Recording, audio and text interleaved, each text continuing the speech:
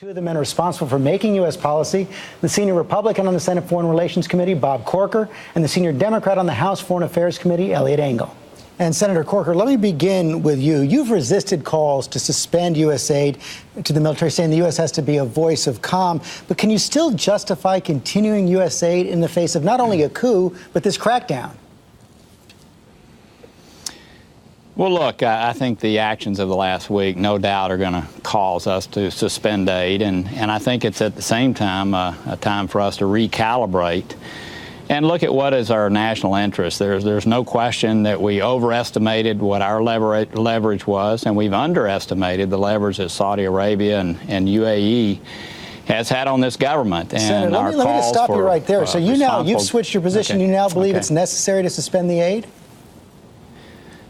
Yeah, but let me talk about that. I think we need to look at the tiers of our aid. Let's face it, most of the aid has already gone out the door this year. So what we're really talking about, George, is a debate that will take place this fall as we look forward to next year. And again, I think this whole discussion has been a little bit naive and, to me, very shallow. The fact is that we need to be looking at what is in our national interest. And is it in our national interest to have jihadis in northeastern Sinai that maybe threaten the security of Tennesseans and Americans?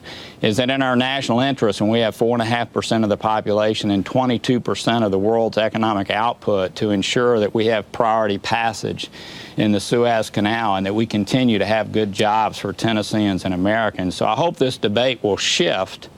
It'll shift to a place where we're pushing, obviously, for the government to act responsibly. Look, I condemn what's happened with the military, but I also condemn what, in essence, was a political coup by the Muslim Brotherhood. That's right. And we need to move this debate along, and this fall, hopefully, again, focus on what is in our national interest. And there still are things within Egypt that are very much in our national interest, and we need to keep the lines of communication open. That's why it's been such a difficult balancing act for the administration and for all U.S. policymakers. But Congressman Engel, let me bring that to you. Do you agree that now is the time to begin to suspend U.S. military aid to Egypt? No, I don't. I think it's a time to see what the next step should be. Obviously, we cannot let what's been happening just happen, but I think we have to be very careful and not cut off our nose to spite our face. These are very, very difficult choices. I'm very unhappy, obviously, with the crackdown, but we essentially have two choices in Egypt.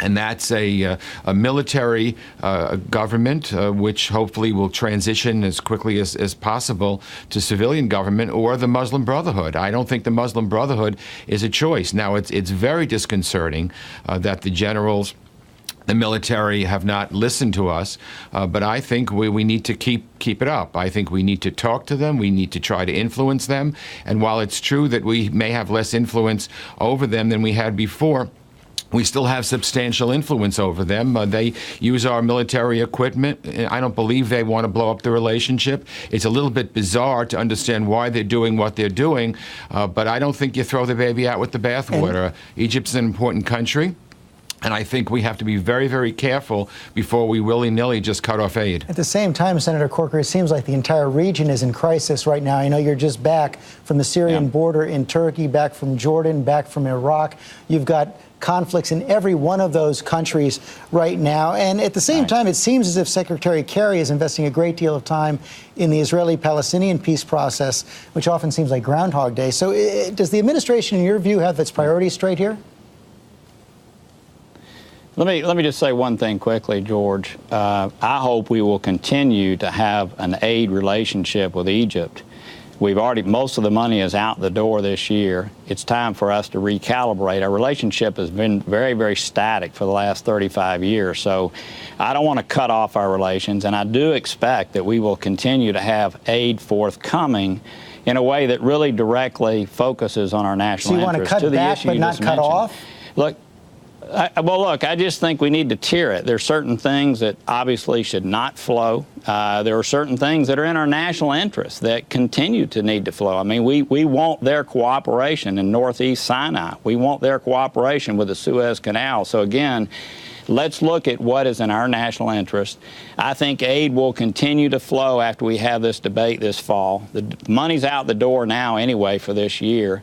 So I think a suspension, but a recalibration, and I don't want to cut our nose off to spite our face either. Back to the bigger regional issue. There is no question, George, that we are not focusing on very important things. In Iraq, the country is devolving. We have a leader there, candidly, who's doing some of the same things the Muslim Brotherhood has done, and that is concentrating power to himself, breaking down democracy. That's creating sectarian violence. And then you look at the regional sectarian violence that's happening in Syria, where you have all kind of proxies weighing in there.